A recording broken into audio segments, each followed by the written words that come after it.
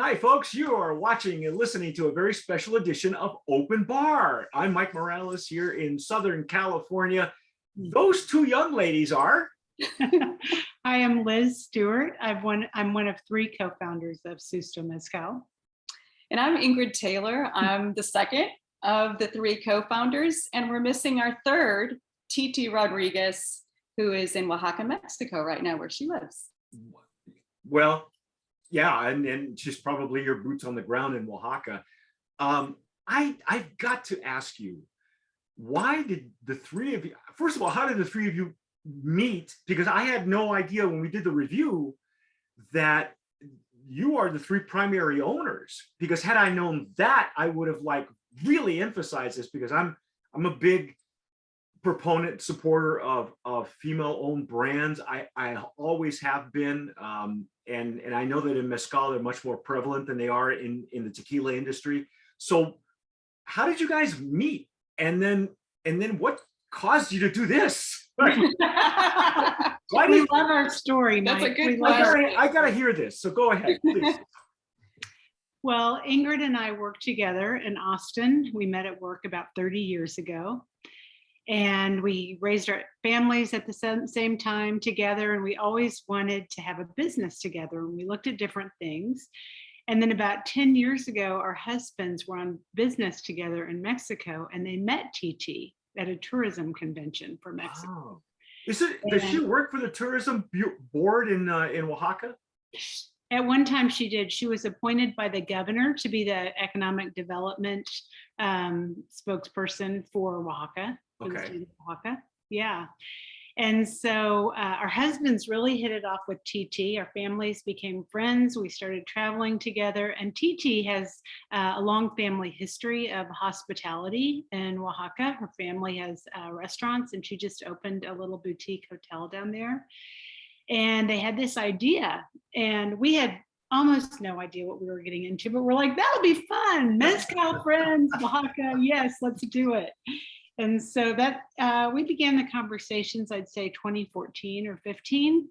And then it took us a couple of years to do all the design and get all the certifications and the NOM and so forth, pick a mezcalero, most importantly. And we launched in November of 2018. Yeah, I know that it's been on my radar. Susto's been on my radar for quite a while, and I was so glad that we could finally score, a couple of samples. Mm-hmm. And it's like, man, you go through these ebbs and flows, because there are certain brands that are really on our radar, and I wasn't even sure why. Probably just because I love the name. Where does that come from, by the way? Go ahead, Amy. Yeah, well, Susto, as you may know, is sort of part of the culture of Mexico. And my husband also is from Mexico. And so with the two sort of Mexican partners, we learned a lot about sort of the significance of Susto. Susto itself is a condition where the soul separates from the body, or the spirit separates from the body.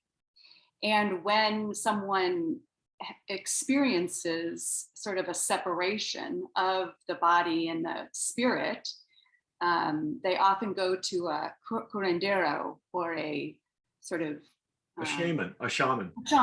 Yeah.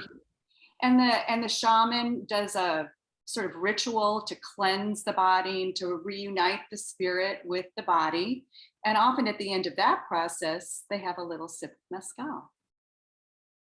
And so it's sort of a nod to the cultural traditions there that are real and that are familiar to the people that produce the mezcal. And it's been a really sort of learning experience and fun to kind of see the connections that the product brings, both there and here. I've been on this kick lately, probably since I started writing this book, about there being, there's a reason they call us spirits. And I love that story. The story is also on the website. If you folks haven't been on the website or haven't followed Susto on Instagram, I urge you to follow them. Check out the website. You have a great story explaining what a Susto is. It's kind of an out of body experience, or like you say, a separation. and the curandero does a limpia, a cleansing, and that's. But what's nice is that the story ends with you telling the same thing, that there you take a bottle home of a mezcal, have a sip of a mezcal. It's almost as if the mezcal is infused with the spirit as well. And I keep telling people there's this, you on the back of your label you have everything you want to know about the mezcal, the mezcalero, the plant you're using, the maguey, everything is right there. The producing state, I mean, everything you wanted to know, and except what's missing. And it's an intangible for me, and maybe you folks, you two will agree with me. It's the missing ingredient, the intent, the intention of the maker, the hand of the maker, there's something, what I call spiritual, maybe somebody else calls it something else. But I think that when it's produced with that missing ingredient, that's why you're going to really, it's that reason that you're going to go back to more Susto. That's the reason why this is gone. Because, there was something, it's an intangible, you feel it. And I believe, I'm coming, believe it or not, this past weekend, I did a special tasting for a group of 3 women who are planning on doing the same thing as you three did. And they get it. I mean, they get it automatically. And I so love teaching the spirit and the idea and the variety that there's there. And, and like I say, had I known that you folks were the owners, I would have just gone bananas. It would have brought it all together for me. It would have clicked, because there's a reason for me that I really gravitated to this. And I'll do that with some brands. Whoever, our managing partner, Lisa Peach, she's on the East Coast, she'll tell you that there are certain things that certain brands that'll stick with me, and I got to go after them. There's some reason I got to follow up in it. And sometimes they're the toughest ones to actually, it took us a few years to finally get a bottle of Susto, but I'm so glad this happened. I'm so glad that now your company's name is Compadres, correct? That's the name of the company? Well, I didn't know that your husbands were involved as well. That makes more sense, because I thought to myself yesterday, I was going through some of the information on your website, but there are 3 female owners. I said, why didn't they call themselves comadres? Because that's because I grew up, like I said, in a Latin family, in a Hispanic family, and every comadre, no comadre. They didn't even refer to themselves by their first name. They said, you're my comadre, she's my comadre, and so you grow up with that. But now I understand. What's that? I would have thought of that. Well, but it's too late now. You're well entrenched. Now you folks are in Texas. You're in Austin, correct? Correct. How's been the reception in Austin? I've kind of seen a little bit of your press there, but how's it been for you folks? You were kind of on the forefront of literally being in front of your brand as 3 women. How did that go over in Austin? Was that okay? How was the reception? Similar to your response, I think people have been really supportive and enthusiastic about it. And we've done a lot of community engagement in Austin. Because the Taylors and the Stewarts have deep roots here. We've been involved in a lot of different organizations that allow us to get our mezcal out there. And we want to emphasize, really, it's all about Oaxaca and the spirit of Mexico and our mezcalero, and really being an authentic product, that we have the whole chain of production and that we bring him in. I don't know, Mike, if you saw Crispine's picture on the website, but talk about a spiritual presence. You can see in the picture, the guy just radiates joy. And I'll have to check that out, because I did not see that. He is so just such a beautiful person. And this is your mezcalero, right? Yes, Crispine Perez, and his family has been producing mezcal for generations. Yep. Yeah. Yeah, this is an espadín too, folks, if you're wondering. Yeah. Do you have any plans for more varieties of plants, or is this, you're going to just stick with your espadín and go with that, or what are the future plans for for Susto? Well, Because you guys have been around now literally since 2017, 2019, right? we launched in November of 2018. Okay. So yeah, we had a sort of a strong first year of business. And then of course the pandemic changed some of our plans, needless to say. Yeah, I know. We pivoted a little, in our strategy. But our plans now, just this year in 2022, we've hired a CEO. We have a dedicated salesperson here in San Antonio and Austin, and we plan to expand. And we will be exploring some other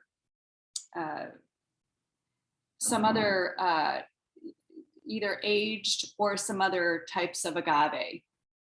So we're exploring that right now. Okay. But we're just sort of getting accustomed to our new CEO and trying to grow our presence in Texas, because Texas is such a huge market for mezcal. Yeah. And so we have now an e-commerce presence, so we can sell in 41 states through there. Oh, cool. Get that on our website. And so, yeah, we're still adapting to the changing market. Yeah, it's interesting how I guess the pandemic has made things, even for brands that launched prior to that, have really kind of put the kibosh on gaining any traction, especially with an artisanal brand like this. Well, just anybody. I mean, it's not just you guys. It's even The Rock had to pivot, because and we're not celebrities. Yeah, even celebrities have had to pivot, during the pandemic. So I'm imagining, the challenges have been even tougher for a startup brand that was just gaining traction, and then it was frustrating. I mean, even for us, I moved back to Southern California. I was living in San Antonio for 8 years, as a matter of fact.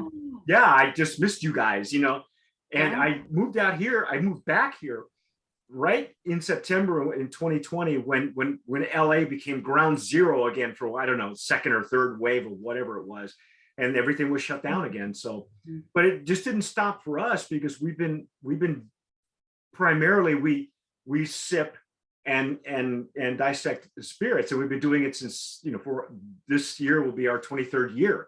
So we kind of invented drinking online. It doesn't change for us. And you look very healthy, Mike, for someone who's been doing this 23 years. Yeah, thank you. I'm very well preserved. I only gravitate to things that have a spiritual aspect to them. There you go. And I love, I'm glad actually that the bottle is empty, because this gives you folks a chance to see who are watching us on YouTube or Instagram. You can see that on the back here, you've got that's a famous artist that Mexican artist from years ago that adapted the skull and this kind of a look. And I've seen this on books.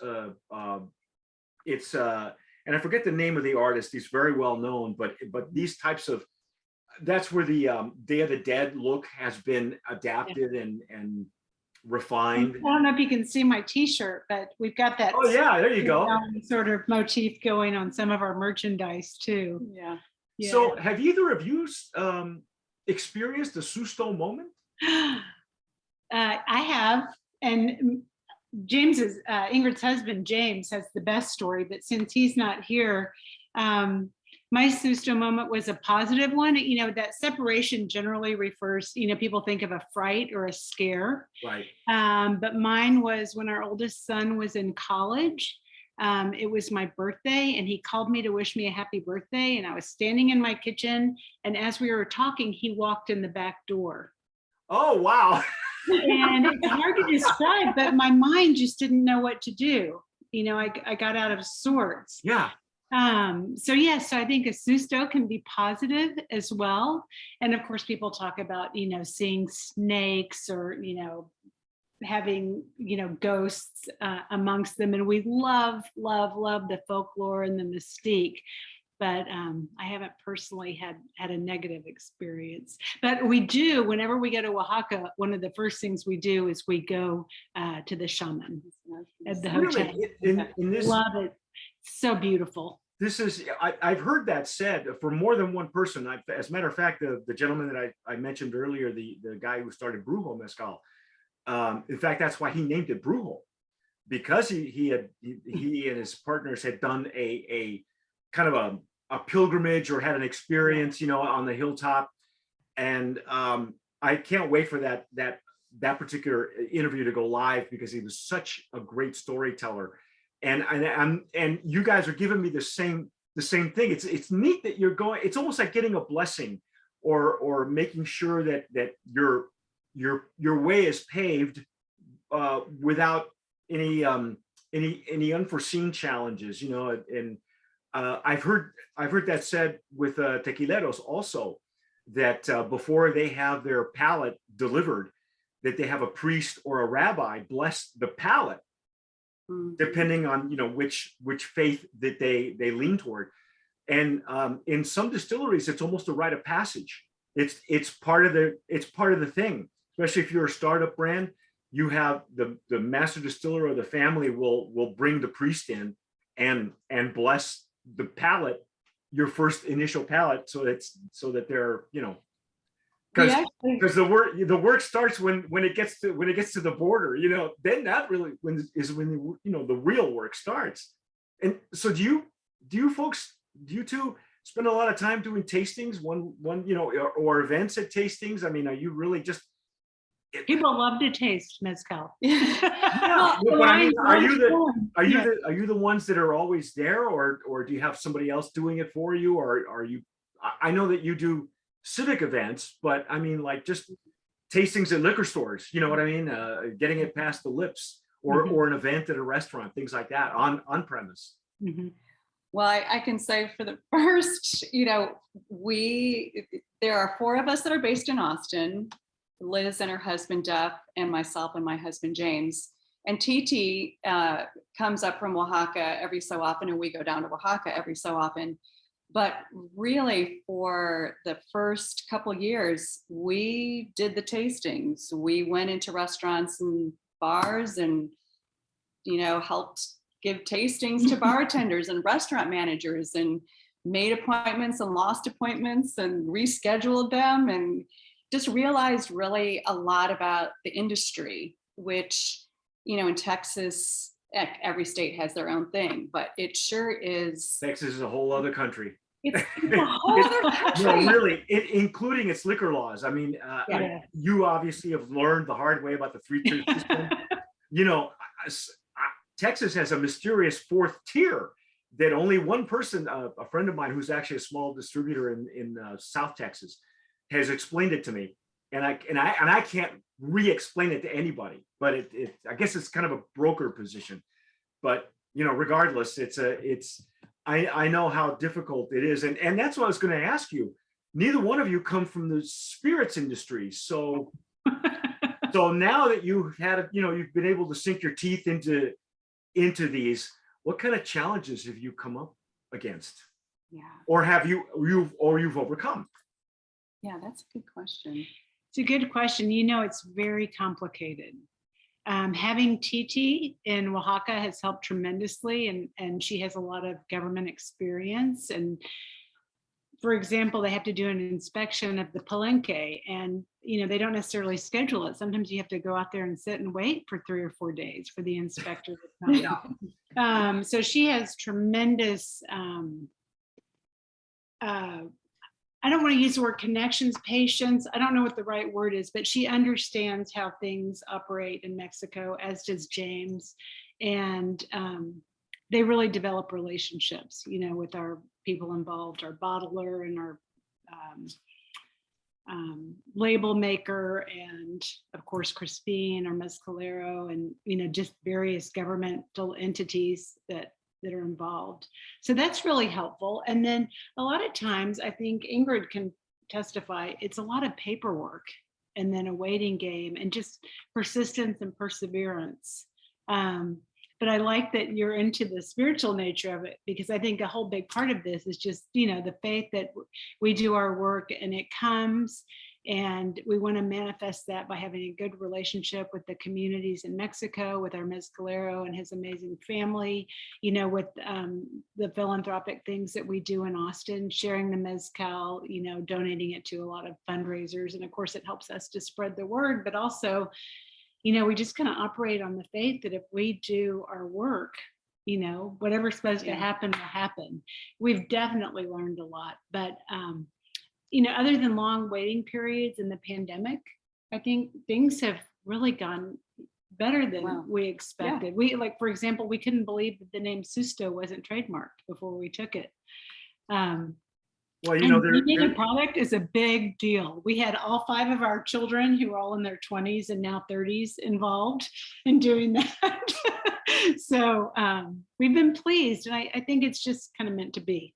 I think also, like, we in Austin, I feel like we've learned a lot about like being present, like showing up at places, sitting at a bar and like drinking Susto and like asking people if they want to try mezcal, and understanding that a lot of people still don't know it. Yeah.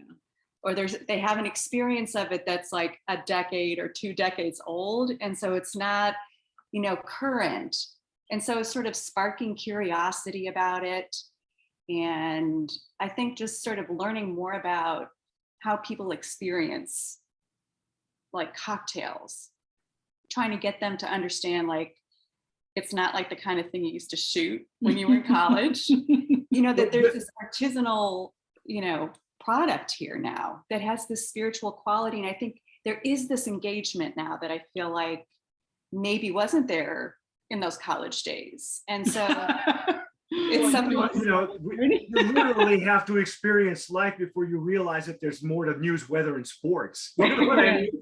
And a paycheck and a weekend, you know? In general, people who are attracted to mezcal are really cool people. Like, they're creative, artistic, you know, healthy.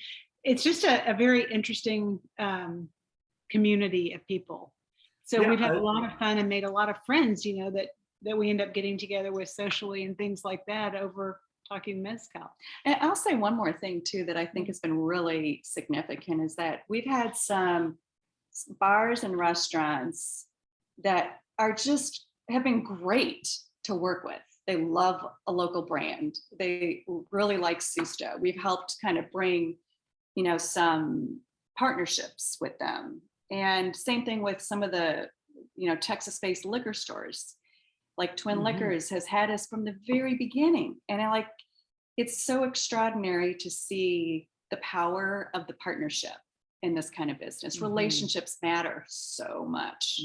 I think that's what happened during the pandemic is, you know, this liquor business hasn't changed for us in 23 years. I mean, I can't tell you, it's always shaking hands, kissing babies, showing up, as you said, sometimes just drinking at a bar. It's a very relationship-driven business. Yeah. And when you're confronted with a virus that doesn't allow you to be physically in one place, like I say, with us, it was a whole different thing because it was business as usual. It was one of our biggest years, you know, just in submissions, and seeing how many brands were actually having to launch in 2020, because you realize that there's a lot of these startup brands that are already in the pipeline, anywhere from 5 to 2 years to 5 years, and already they can't stop this train. Yeah. But now we're seeing, you know, the supply chain problems. You know, people can't find glass bottles, they can't find stoppers, you know, they can't get the paper labels and things like that. And so we're seeing a lot of the aftermath of you know, the supply chain and the pandemic. But it's nice to see, it's nice to be able to, like for me, just to be able to talk to a group of women about mezcal, you know, for a couple, 2-3 hours and really get your point across. I miss doing that, you know, and I'm sure you guys did too, you know, because again, this business is very relationship driven. And I think that's what Titi has discovered. Well, she's probably very wise in her business anyway. That she knows that that's how things are done in Mexico, is to forge those key relationships so that the things go more seamlessly while everybody else is having some challenges, you know, and I think that makes a big difference, because you guys are hitting it right on the head. I can look at this and I know it's an empty bottle, but there's that missing ingredients in here, you know, Did you see these on our website? These are our candles. I did. People love the candles. Yeah. I'm gonna have to get some of those here. Yeah. now. I know that you folks do a lot of things for philanthropy. Tell us what you're doing in Oaxaca and what you're also doing in Texas, in Austin, where that's concerned. Yeah, go ahead, Ingrid. Well, I'll start with Mexico. Okay. We, when we created our company, well, we have a company that's an importing company in Texas, and then we have a Mexican company too, because Liz kind of referenced, we have this chain of production. And one of the things that was really important to us in creating that Mexican company was that we have a commitment to the community of San Dionisio where the Mezcal is produced. So we have a relationship with the Oaxaca Foundation. And so every year we commit to give a percentage of our sales to the foundation, and that foundation specifically for middle school aged children, particularly young girls, because it's a very impoverished community. And so we help the scholarship funds go to support books, notebooks, pens, and a couple times, just in the 3 years we've been in existence, we've been down to the ceremony where they award the scholarships to the children. Oh, cool. And the thing that is so extraordinary about it, and this ceremony has taken place at the Palenque. So it's, you know, sort of this very big, airy space, open walls, you know, just a roofed space. All the families from the community and the person from the foundation will list the name of the person receiving the scholarship. But it's not just the student who goes up. It's the student and their mom and their dad and their grandmother and their little sister, and they're like, the whole family goes up. And it's like this celebration of the family, the education, the value of education to the family. And it's really been sort of such an eye-opening and meaningful experience to engage with the San Dionisio families. And the other thing that we do is in our Mexican company, our mezcalero is a partner in that company. So really trying to be mindful of honoring the tradition, but also enabling him to succeed when we succeed too. Oh yeah, of course. And so those are kinds of ways that we have, you know, tried to make a meaningful footprint in San Dionisio and Oaxaca. And for those folks who have not seen the review, which I understand will go live, we're actually recording this in April. I'm not sure when you're going to see this, probably in August, because we're booked out that far out with content. But at the end of this month, in April 30th, Susto goes live on our YouTube channel, and then it goes, and then Lisa, our managing partner, has it scheduled for you know, Facebook and all that. So it'll eventually make it to our website as well. So for those who have not seen the review yet, just so you know, just to give you a quick information on this is the town of origin is San Dionisio Ocotepec, and I don't speak Zapotec, so that's not for me. This is on earthen pit ovens, stone mill. It's the fermenting vessel is wood, so it's wood, pine vats, spring water, copper pot stills, and double distillation. And each of then, and I love that you give. This is becoming more and more important, is to get the name of the mezcalero, Crispin Perez.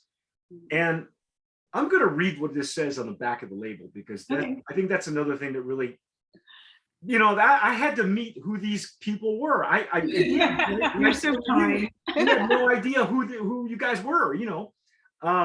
For centuries, Mexican curanderos have used a good, solid sip of mezcal to ward off susto, a frightened, soulless sensation. Agave nectar and its smoky flavor carries a spirit from the spectral realm into transcendental consciousness. And yeah, I think when you use the bigger words like that, it does sound a little woo-woo, but you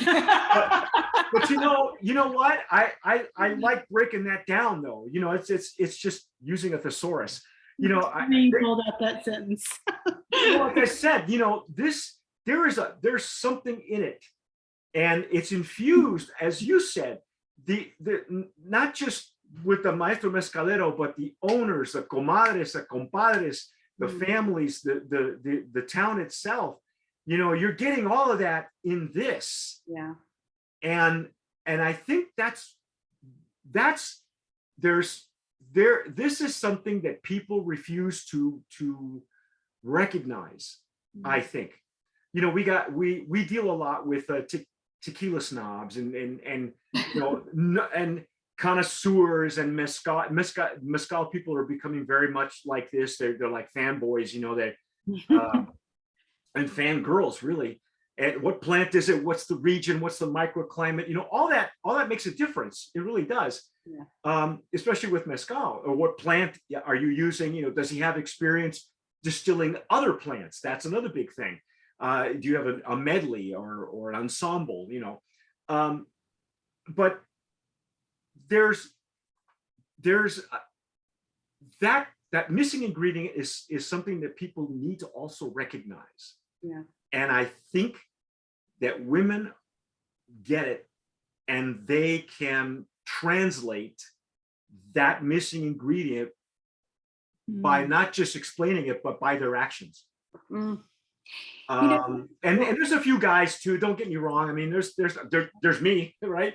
Because we translate with passion, whereas from what I've seen in the mezcal industry, women translate that passion, but with action as well, in meaningful action. So what you guys are doing in that town, I'd like to mention that we first were made known of mezcal years ago with Ron Cooper and Del Maguey. And I know Ron, when I lived in Albuquerque for like 18 years, and Ron, unbeknownst to me until we met, he was living in Taos. I was living in Albuquerque. Taos is about 3 hours away. And I met him at one of our first tequila shows. And he was the only mezcal in the portfolio at the time that I met him in Albuquerque. And he would tell stories about how he was helping the families and the mezcaleros and the family, and how the sons were making enough money to be able to take their kids to go to college, and it was so neat to see that. And I was hoping that there would be more, but it's taken the mezcal industry a long time to get to that point. But I'm gratified that there are more women getting involved in doing stuff like this. What are you doing in Austin now? I mean, how does that? I'm sure you're doing donations and things like that. I know that you've done that in the past. But what else that we may not know that you're doing? Yeah, mostly. Well, of course, COVID shut every kind of fundraising event down for so long. But during COVID, a lot of the nonprofits that we support were doing gift baskets for donors and things like that, or having online galas, and we would donate bottles, which was actually in some ways easier because we could just donate it. With the liquor laws here, if somebody's having a gala, say at a hotel, we can't donate the Susto, they have to buy it. And so that gets trickier. But do you have any other ideas? We'd love more ideas. In Texas? Yeah. Get out of Texas and come to California. That, no, I mean, we want to be good. We want to be good citizens, and we want to do, just be generous and have fun with people. We have the historic theater in town is one of our favorite places to go, and we kind of have a focus on the arts. Oh, good. Okay. And women. And women and education. And we have a ton of fun. We have a little booth that we set up, a wooden booth that has to be assembled, and we, sit there with our candles and our oranges and our Mexican chocolates, and we let people taste Susto, and it's just really fun. We had a huge presence at South by Southwest this year. Oh, good. A couple of parties. We were in our little wooden booth, and Tito had his Airstream next to us. So we have something to aspire to, Mike. And I'm like, Tito's is such a traitor. such a show off. Yeah, but it's just such a win-win for everyone, because it's so much fun, and people love the history and the spirituality and the artistry. I think also, like, we're also trying to link, and we've done this, and now that the pandemic is lifting up again, Austin-based businesses like to do business with other Austin-based businesses. And so there's been like some really fun partnerships that have kind of happened organically. One of the more recent ones that was kind of fun is there's a Antonelli's cheese shop, which is like this cheese shop that was started here by this couple that kind of blew up like 20 years ago, I think. They're on Capital One commercials. Yeah, now. like they've got wow. But they're like an Austin brand, and it's run by a couple.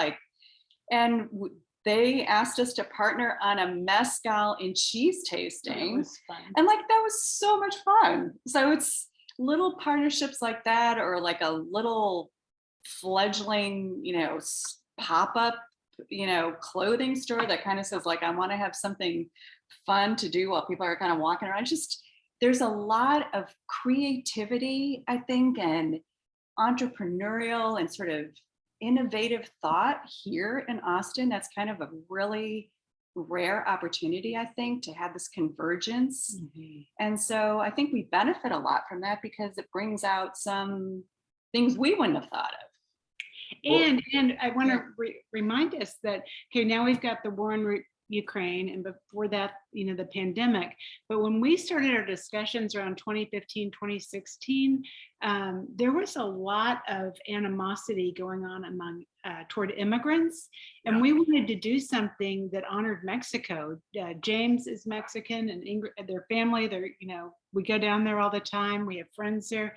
And so part of the spirituality in my mind and heart is that it's almost an offering to show this love. One of our catchphrases is "Hecho in Mexico, enjoyed in Texas." That we love our Mexican neighbors. We respect them. We want them to be successful. And we talked a lot about what can we do that would bring these communities together. And that's kind of gone back in the background in the public's eye, because I think of COVID, and now we've got this awful war going on. But that was one of the real foundational ideas that we talked about as we started up. And I think we're trying to get back to that. So when you dreamt up the brand, there was part of that was you took in a key component of that, this whole of Susto was the philanthropy, the sustainability, things like that. I mean, it's refreshing to me to hear that story, because very often when I interview people, depending on who the owner is, everybody's got a different story, because everybody that I've interviewed for Open Bar generally doesn't come from the spirits industry. They're in banking, or they're in, they do something else. I interviewed a gentleman who owns a brand with his partners in Houston, but they all have a story. Whether they were in Mexico with friends, and then they ran across a brand and they went bananas, and they said, "Oh, we got to start our own." They get that's their story, and then somebody else has another story. But I love it that you two were, well, all of you were very deliberate in making that a component, a part of your business model, and very often that's what's missing in a particular brand. It's a component that sometimes is added later on, Yeah. And that's okay too. whenever it's necessary. But I love that you were very deliberate in making that a part of Susto, you know, and that you're having fun doing it. I mean, you guys are having fun, obviously. We are having fun. It's one of the things that you just said made me think also that I think one of the things we feel that's in the industry right now is that, and this might be true for people's origin stories too, is that it's sometimes transactional.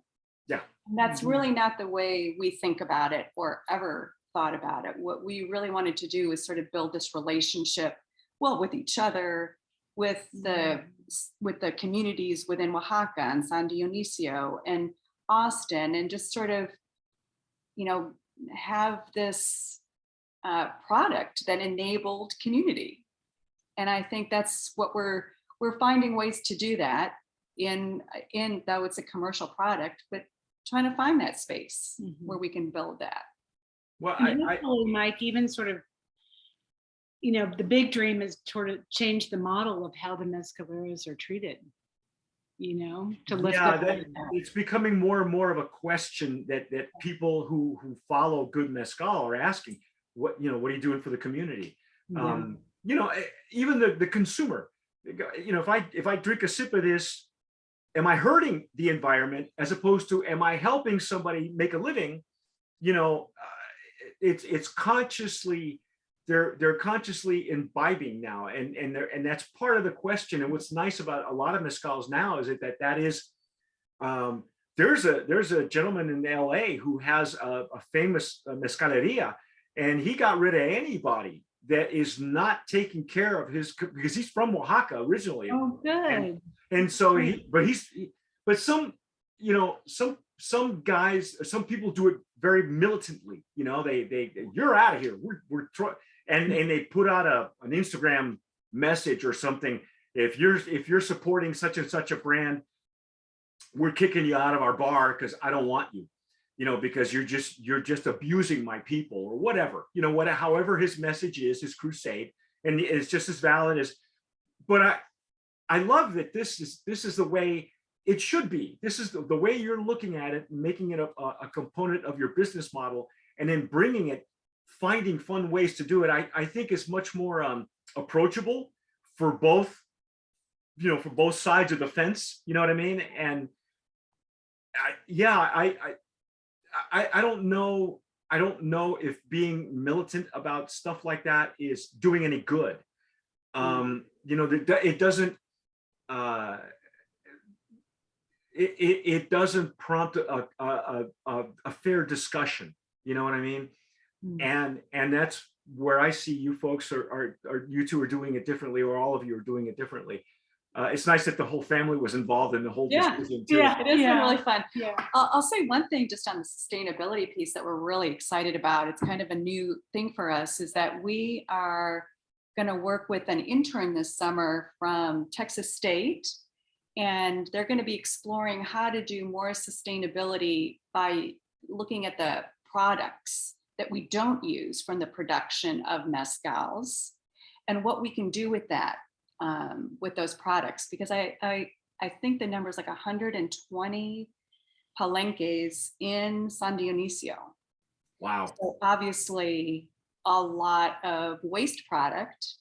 And I don't think there's a very strong tradition yet of thinking through how to renew, recycle those kinds of products. Someone did tell me that Del Maguey is making bricks.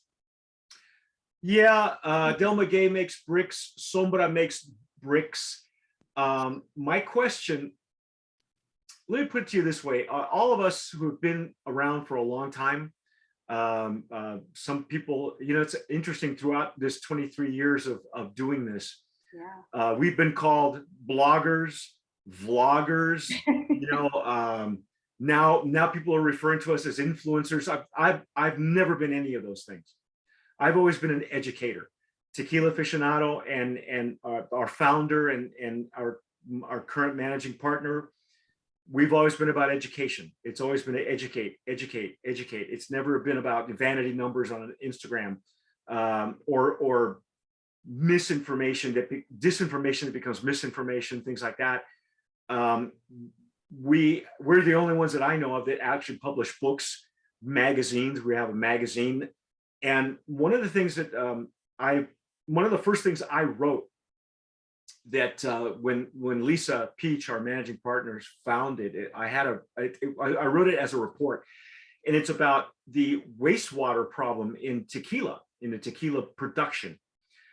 I'm not sure if the numbers are the same in mezcal production, but I would venture to say they're close. For every liter of tequila produced, 10 liters of wastewater is produced.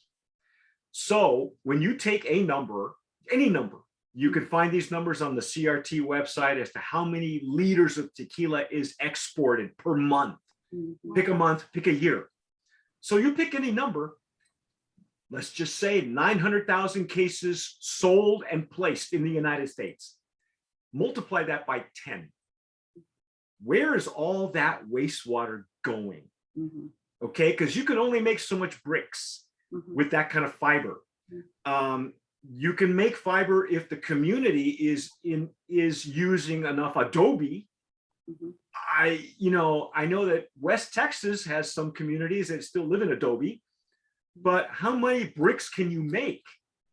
You see, that's my question, and more toward the tequila industry, because that's always been to me, that's always been my crusade. Everybody's got a crusade. Right now, the buzzword is additives. Oh my God, everybody's falling over themselves about the additives.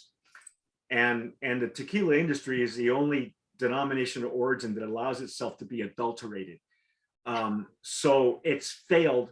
And the mezcal industry has seen that. Yeah. But mezcal industry also has its own set of challenges and problems right now. Sure.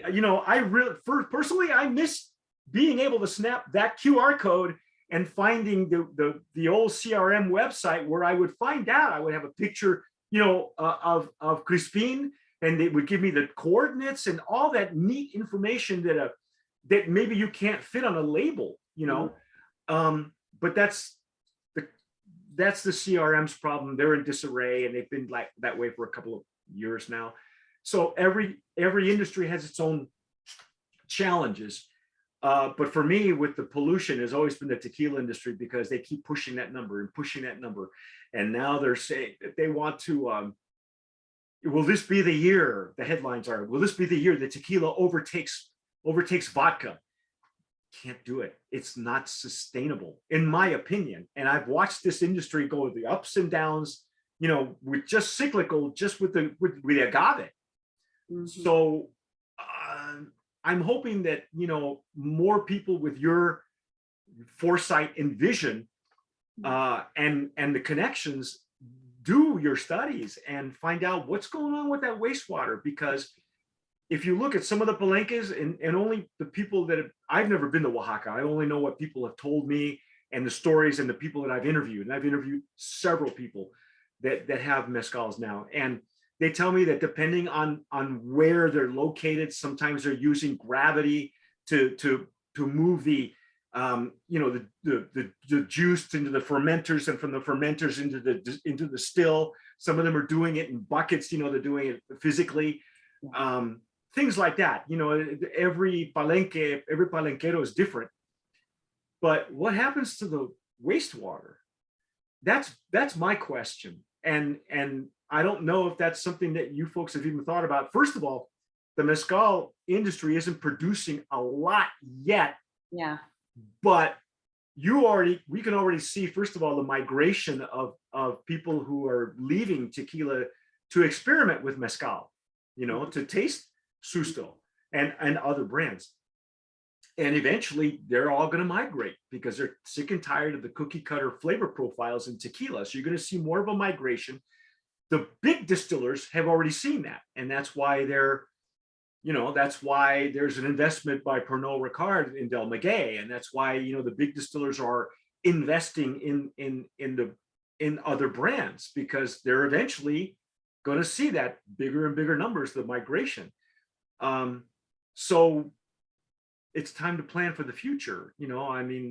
Plants that were in mezcal, plants that were wild harvested are now being commercially grown, like Espadin, and there's a couple of mezcal makers who aren't Mexican, who are actually, farming.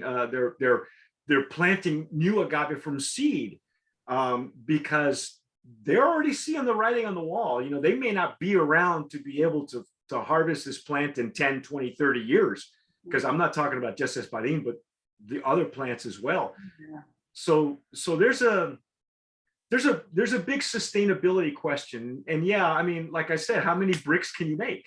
Who's using them? Question. Those are things that I think every brand owner needs to be thinking about. And like I say, all the books and the information that we have are all online for people who want to purchase them. They can. They're all self-published on Amazon. And we're not the end all be all, because you guys are there. All you can do is take care of your own community. Yeah. But if enough Mezcal brand owners take care of their own communities and their own, then the effort is amplified. So yeah. Like I say, I don't know what the numbers are. I don't even know if there have been studies of wastewater. They're called vinassas. If there have been any studies of wastewater where Mezcal production is concerned. But in tequila, it's a big polluter, really big. And I wrote that report almost over 10 years ago. And still things, maybe they're changing now. Maybe a lot of it's lip service. Maybe it's deflection. No, we're going to make bricks or, whatever. It's like, really? I don't know. When we get a good report, we'll share it with you. Yes. And Yeah, please do. Please. Please do, because Yeah. I know that those efforts are they have to be funded, and there have been certain other efforts that have been looked at by other tequila makers, things like that. And I know that they take time, especially when you're dealing with university professors and scientists and things like that. So, but now's the time to start thinking about that, because you folks have seen the growth and the acceptance of Mezcal, and not just in Texas. Like I say, I lived in Albuquerque for 18 years, and Mezcal has been big there for a long time. I'm here in LA, in the LA area. I mean, there's a couple of mezcalerias. Dallas, they got Las Almas Rotas. I don't know if you've worked with those folks at all, but they're wonderful people. I send everybody who's a great producer or importer of a mezcal, I go see those folks. We interviewed them right when they were building their place. They were still building it out. They were hammering and drilling and stuff. And Shad and his wife are great, really, into the craft idea, and very artistic people as well. So, there's lots of avenues for that kind of acceptance with Susto. So I'm behind you guys. This is so cool. In fact, I was kind of embarrassed. I had an empty bottle. Now I'm really glad it's empty, because I'm still pouring it out. There's still stuff there. And it still smells good. Your enthusiasm is contagious. I love it. Yes. It's and yeah, it is. It's very contagious, and I love that you folks are what you're doing, and it's a big community thing, and not just in Mexico, but on both sides of the border, because that's what needs to be embraced. If the pandemic showed us anything, it showed us our ugly side. And I think I've been on this quest for a long time. I've said women are gonna. I wrote a book called Babes to Boss Ladies, one of the first books that Lisa compiled all these interviews that I had done over the years with women in tequila, because I was really inspired by the first woman I ever met, Ana Valenzuela, who is a scientist, a botanist, who has studied mezcal and studied agave. And when I first met her, she's a dynamo. I've read a couple of her books, and I took them with me, and she autographed them, and she gave me another one. And it was funny. We were at an organic agave grower that wasn't certified organic, but it was organic. It was just he had a field that he didn't do anything with. They were just growing organically. And we were doing a tasting of some of his tequila, and she pops open her purse and she pulls out a cognac snifter. This lady's serious, man. We'll have a cognac, because that's generally how in the tequila industry there. Yeah. That's the glass that a lot of this maestro mezcal tequileros, the ingenieros, the chemical scientists, chemical engineers, they'll use a cognaquera, what they call a cognac snifter. Yeah. A balloon snifter. And she pulled what, and that was her tool, and it's like, and she really inspired me. And I said, there's got to be more women in this industry that we don't know anything about, right? Mm-hmm. So I started looking for them, and I started sending them just 5 questions that they would answer in English or Spanish. I would do the translation. And then a lot of them were on the website. And then when Lisa came on board, Lisa said, Lisa comes from a self-publishing background. So she wrote fiction, like military fiction. She's an Air Force vet, single mom. And she came from a publishing background. And she said, we could take all this stuff and compile it and put it in books. And I said, well, I thought the publishing, after the .com thing, I thought the publishing went belly up. I mean, all these great magazines had died, Condé Nast, Bon Appetit, it all went belly up, and Time magazine got this thin, and she says, no, she goes, I think, we should do it. So the first one that we did was Babes to Boss Ladies. And all the interviews are compiled there. Plus I acquired more while we were compiling the other ones. And come to find out, just this year, one of our interviews with Mara Smith, who is a brand owner with a tequila called Inspiro. She's out of Illinois and Chicago area. She said, yeah, when I was doing my research, I read your book. It inspired me. I went to go find the woman who I interviewed, who is the maestra tequilera for several great brands. That maestra tequilera has been a big supporter of ours for years. Nice lady. She went to go find her, and in 20 months created her own brand of tequila, which is the fastest I've ever heard anybody bring but it was, but again, it's a woman, and it's like, we need to pay attention, because one of the quotes in my book, I quoted the Dalai Lama, who said that the world will be saved by the Western woman. And when I read those words, he said that in like the 90s in Vancouver, in a seminar in Vancouver. And I quote him in the book. And I thought, he's right. Because guys have messed this up completely. Everything about the liquor business is messed up because the guys did it. Everything from the 3-tier system to the, the machismo that exists in the CRT. And yet there are still women who are thriving, even against those odds, and so it's for me, it's gratifying to finally met the comadres, of the group, to finally, see where you guys are coming from. And I love this. I love that it's becoming more inclusive. I love that the business plan isn't, like you said, transactional. It's becoming, it means more. And I think as the human race, we've kind of lost sight of that, or we denied it. Like I said, there's that missing ingredient. There's something here, and it doesn't have to be the liquid, but it's infused. And I think that's what we feel. That's what you folks have felt. Pretty sure that's what it is. And how you infuse what you do when you do your events. Yeah. And of course it's infused with fun, because it has to be fun. It has to be fun. Yeah, because otherwise this business will eat you alive, man. Because if it ain't fun, you go find something else to do. Because if you're not having fun, because this business. In fact, I was going to ask grateful for you for articulating that. It's really generous of you. It's how I feel, and I know I'm kind of grasping here, trying to get these ideas in, because as men, sometimes we're told not to feel.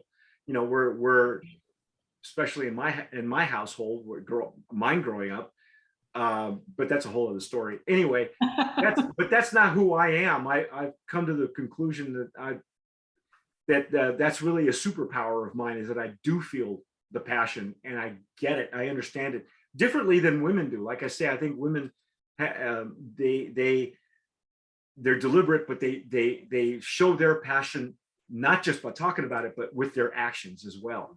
And I think I hope that at least the mezcal industry and everything else, Sotol, Raicilla, all the up and coming agave spirits, see that and take that into consideration, because I think with more and more places like like the venues that you go to, and like Almas Rotas and whatever mezcalerias are in Southern California, it's a couple in San Diego that I know of. They really, that's why people keep coming back. That's why they keep coming back to their local place, because there's something there that the owner infuses this. Yeah, how he treats his customers, how you guys treat your business partners, in your communities. That's what keeps them coming back.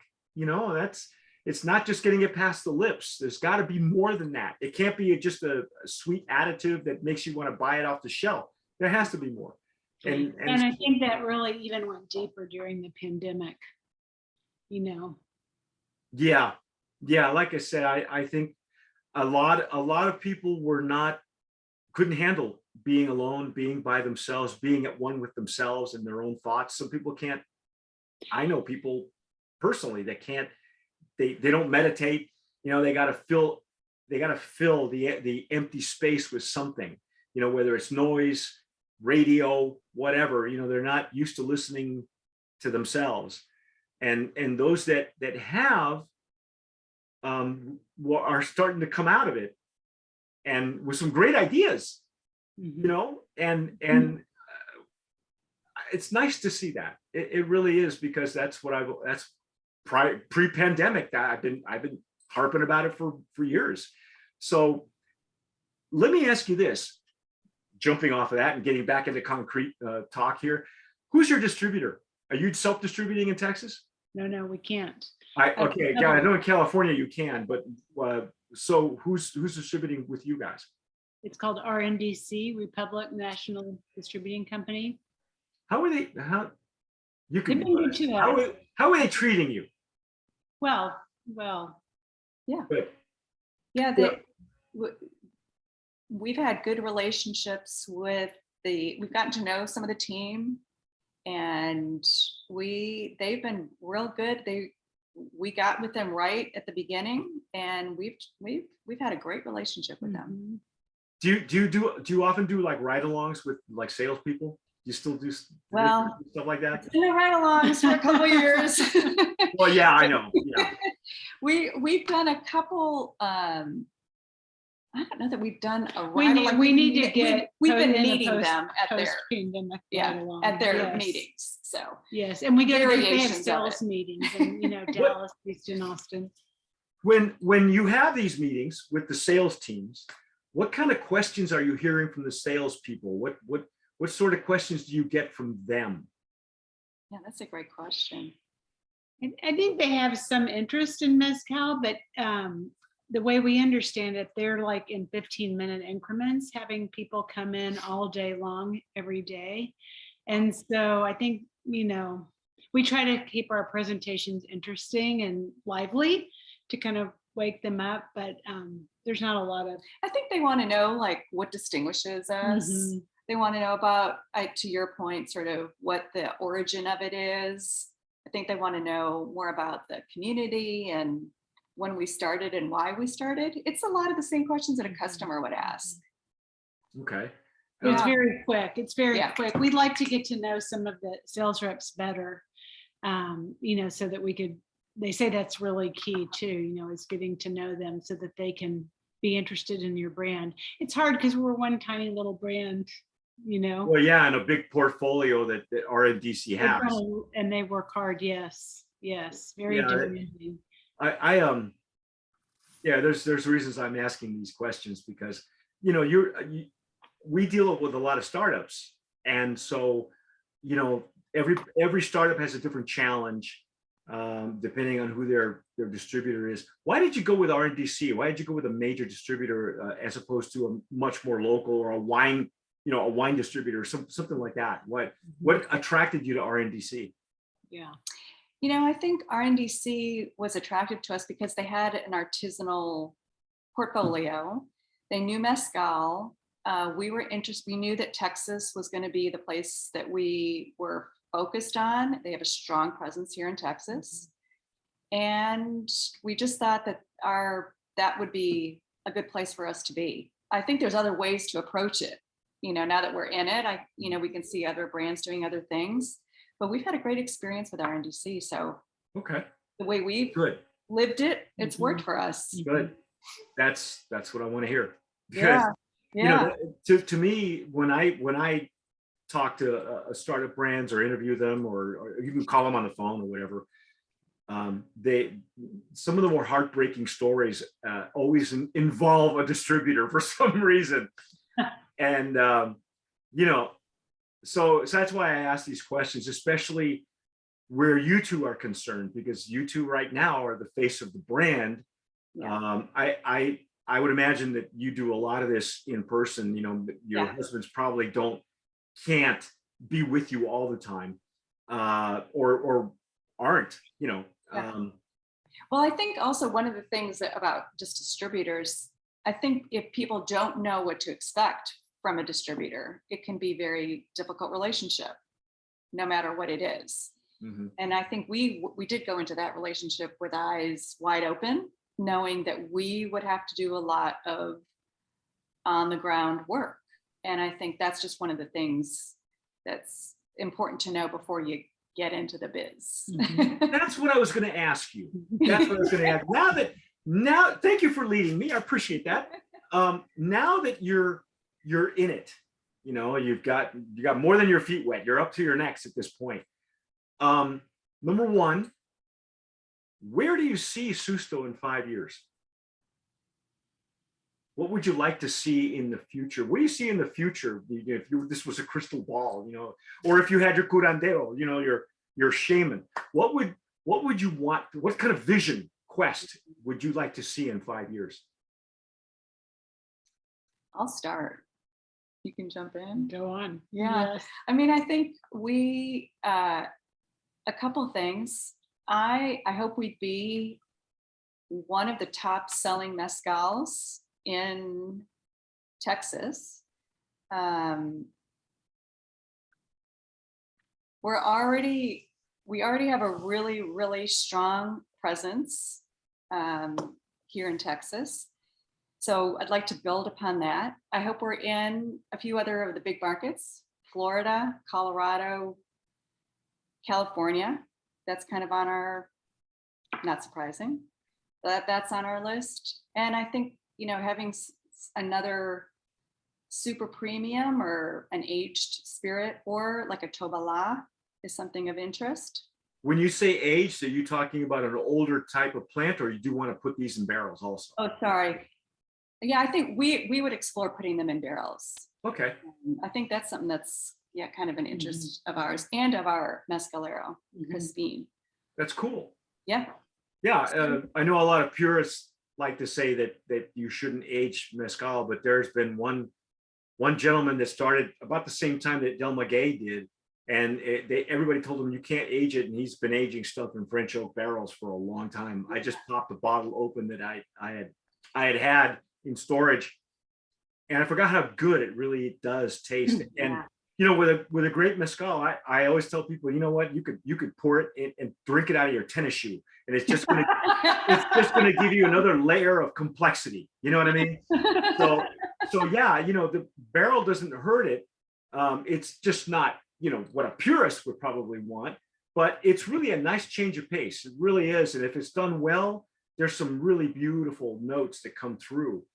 And so good. I say do it. And that'll be the fun part again for you two. Trying to figure out what plant acquires a better aging, than another. I mean, probably Espadin would be a nice go-to. The one aged mezcal that I did pop open, that is a Tobala. So you're on the right track there. Yeah. And so that's good. Now, so we're going to grow the brand, or you guys are going to grow the brand in 5 years. How about your sustainability issues or your sustainability projects? Where do you want to see that go? Yeah. Well, right now we have we've started to rent some fields so that we have some tiered, the agave takes about 7 years, as you probably know, to come to maturity. So we're trying to rent those lands so that there is more sustainability and we can turn that land over and not have it be overused. And I think this project that we're initiating this summer will grow into something that can be meaningful for our brand and maybe bring some, good work practices throughout, that community. Mm-hmm. So we have to kind of start and see where it leads us, but we're hopeful, and that's a big priority for us. So it's not going to be a one-off. It's going to be something that we continue to build.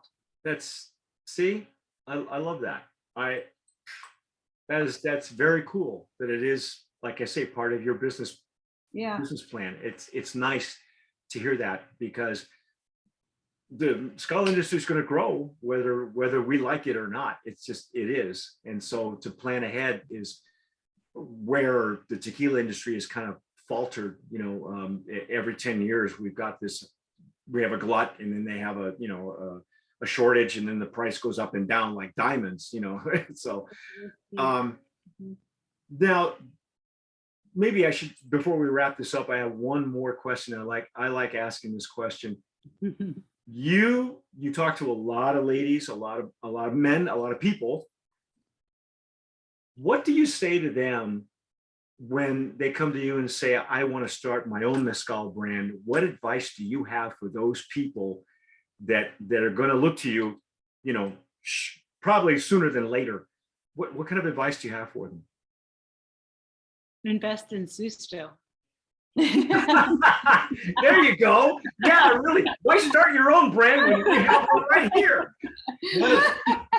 I like that. That's cool. Well, I mean, but see, here's the thing. It's a great answer. But when very often I find myself consulting with people who are seeking brands, and very often the people that come to me on both sides of this thing, I get a lot of brand owners who have been in the business 10 years, and they say, Mike, do you know anybody who wants to buy this thing from me? I got so much stuff in a warehouse. I have this much product. I've been at it for 10 years. Me and my partners want out. So do you know anybody who wants to buy a brand? Mm-hmm. And then I get, so to me, it's kind of a smart no-brainer that you buy a distressed brand, probably for pennies on the dollar, right? Mm-hmm. And they have product already. Maybe they have a little bit of traction, so they're kind of well known, right? But they never really took that big leap. Okay. Mm-hmm. But on the other hand, I never get people who ask me, Mike, do you have any distressed brands that want to buy stuff or that I can buy or invest in? How do I start my own brand? Everybody says, I want to start my own brand. And it's usually guys, it's like, it's very much ego-centric, and so my job at that point is to say why, and don't do it. Because the last thing we need is another brand of tequila. The last thing we need is another soulless brand that somebody just going to slap a label on, put it on the shelf, and you think that you're going to make money that way. Mm-hmm. So at that point, like I said, my job becomes to discourage. But I like your answer, and I will certainly keep that in mind. Thank you. Thank you. Spread that out there too. When you're talking about I said, hey, Mike, somebody needs investment money? Sure, I sure do. There's these two really cool ladies. But you see where I'm coming from, because I see the business from like several different facets. I'm sure you've already noticed that because you started taking notes. I don't know why, but because you're full of good information. Yeah. Well, yeah, but I've been around long enough. I was a salesman. I know how salesmen think. I know that they don't read. they don't read trade magazines. They don't have time to read because they're too busy trying to sell. What's on spiff? What can you do for me? Yeah. And that's what bothers me about the distribution system, that it's been corrupted. When it was first put in place during Prohibition, it was to help small distillers to get their product out there so that guys like the real Jack Daniels and the real Jim Beam can concentrate on making really good whiskeys and bourbons. You know, now it's the whole other direction.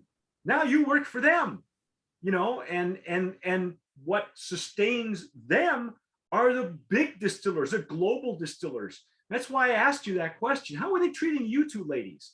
Because that's important. You know, and it's good that you're forging that relationship, because you know, Rndc is a nationwide company. You know, they're big, they're huge, and they're you know, and their main competition is Southern Glaciers. And so you're going to always see that intersection of the clash of the titans. And I know that with a brand like yours, this is a challenge.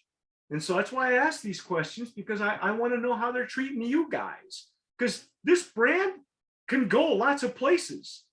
I would hope that in 5 years, you're not only in Texas, but you're in LA, Florida, New York, you know, where, you know, sometimes what they say is sometimes you can't go home again. You know, sometimes you're better loved, you're more beloved in other, you know, in other cities, other states, other hotbeds. So, you know, that's why I would love somebody to come to me and say, you know, I don't want to start my own brand. I want to invest. Do you know anybody who, because then I'll just pass them along to you guys. Thank you. But other than that, if someone says, look, I want to do my own brand, whether it's a male or female or a couple, what do you tell them? What are you going to say to them? Well, I would never discourage anyone from pursuing their dream. And I think, to be honest, it's a lot more work than we could have ever imagined. And it's very, very expensive to market a brand. And so maybe just be honest with, you know, how many barriers there are and how expensive it is, because I would hate for someone who had this dream, you know, and to use their retirement money, for example, to do something like this, because it's the business model of the industry. It's not a short game, Mike, you know that. It's a long game, and you have to have a lot of energy and perseverance and support and relationships. One thing that's been great about having the three women is that, you know, we kind of take turns leading on certain aspects of things, and we can rely on each other. It's a very hard business to be a small brand. So you have to really love it, and then be very thorough and smart about doing your research and talking to other people, so you know what you're getting into. Yeah. Couldn't have said it better. I was going to say, yeah, that's really well said. We have this phrase that we've paid a lot of tuition. Oh, yeah.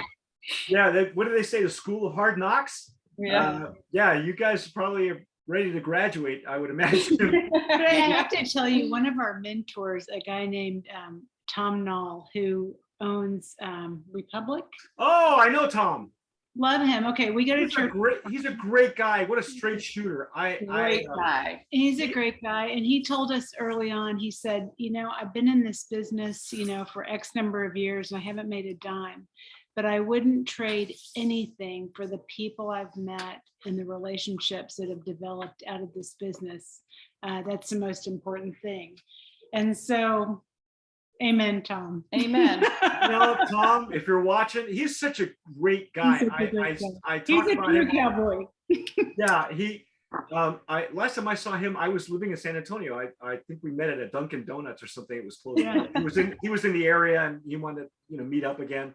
I had met him previously when he was with another distillery at the time with another partner, actually. Yes. And that was in Albuquerque. Prior to that, it was a few years back. You know, I can't say enough about him. He's always been a great guy, and I support him. And hope, you know, You're right. He probably hasn't made any money at the business, but he is he's such a personality. You know, it's like his personality enters the room before he does. You know, so Yeah, it's like, yeah. yeah. I would continue to, you know, bend his ear a little bit because I'm sure that he's full of. He can tell you some stories. Right. I don't want to relate any of those stories because I'm gonna let him. He probably Right, right. He's a good storyteller. I mean, he's a true cowboy. Oh yeah, yeah. He's a straight shooter, and that's what I appreciate about him is that, you know, he tells it like it is, and he looks you in the eye, and you know, he's that kind of guy. It's not just all, you know, make believe. He's really it's neat that I remember him telling me that they were in the green chili market, Yeah. which was interesting because $6, I think. Yeah. 2-alarm or 3-alarm chili. Mm-hmm. Yeah, the funny thing is that when I lived in New Mexico, you know, New Mexico is the largest producer of green chili in the United States. It's also the largest consumer of green chili in the United States. That works out well. Yeah, but I guess he was in the. I didn't know that until he told me this, he was in the chili business, and I figured West Texas is still, you know, part of that chili, that green chili kind of thing, and I miss it every day. I miss the smell of green chili in August anyway. But you know, but so he has the best chilies. Yeah. Ladies, thank you so much for agreeing to be on with me. Thank you. I know I've taken up some time, but I think it's important that people listen to people like you and brand owners. I love doing open bar. I love that you only took like 1 or 2 sips. Yeah, I'm still drinking my coffee. But it's 2 hours earlier than where you are. yeah, well, yeah, but it's cocktail hour for you, you know. Yeah. So Here's to that. yeah, that's right. Well, you know what? Mike, thank you for all you're doing to educate and spread the And for good the energy. good conversation. Yeah. Well, Thank you. thank you for listening. Thank you for listening. Well, first of all, you're welcome, and thank you for your kind words and for listening to my rants. So, you know, I don't feel, sometimes I don't want to monopolize, you know, this is highlighting you, but there are certain things that I agree with that you've brought up that I wanted to make you two aware, because you're making that part of your business plan. And so I think it's, you know, especially the environmental aspect of the mezcal industry, because it's going to grow whether I like it or not. It's going to happen. You know, we're seeing it now. I love that you're taking into consideration, you're pre-planting, you know, for the future, so that there isn't that shortage and glut. My hope is that the mezcal industry doesn't make the same mistakes that the tequila industry makes, due to people like you. You know, whether male or female, doesn't matter. It's just somebody with a vision, you know, because, you know, the alternative is, you know, the tequila industry implodes on itself like an old casino in Vegas, and it could happen. But and if it is, it's great for mezcal, right? But by the same token, you need to plan ahead, you know, because you don't want to be caught with with a shortage or something like that, or another challenge that you have to overcome.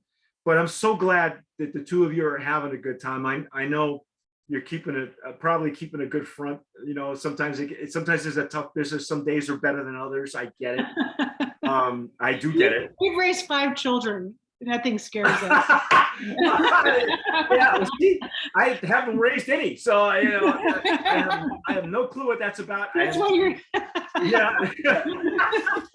Oh, come find us if you're in Austin. We'll take you out for a Susto margarita. Oh, you know, my plan is to eventually, you know, of course, travel has been, you know, kind of came to a screeching halt because of pandemic. But I would love to get back to, you know, San Antonio, Austin. I hopefully Albuquerque again. My intention was always to go back. I never meant to stay in Southern California, but here I am, doing the best I can. Hopefully, you know, educating as many people as possible, or infotaining, as I like to call it. But ladies, thank you again. Ingrid, thank you for being here. Both of you, you know, God bless you two. Susto Mezcal, ladies and gentlemen. This is what you got to go get right here. Everything you need to know on the back. And don't forget, keep the bottle because the missing ingredient's still inside. Okay. But you have been watching and listening to a special edition of Open Bar. I'm Mike Morales here in Southern California. These two ladies again are Ingrid Taylor, Liz Stewart. and we're Susto Mezcal. Thank you so much. Thank you so much. So appreciate your time. Thank you again. Appreciate And it. folks, whatever you do, tomar sabiamente, drink wisely.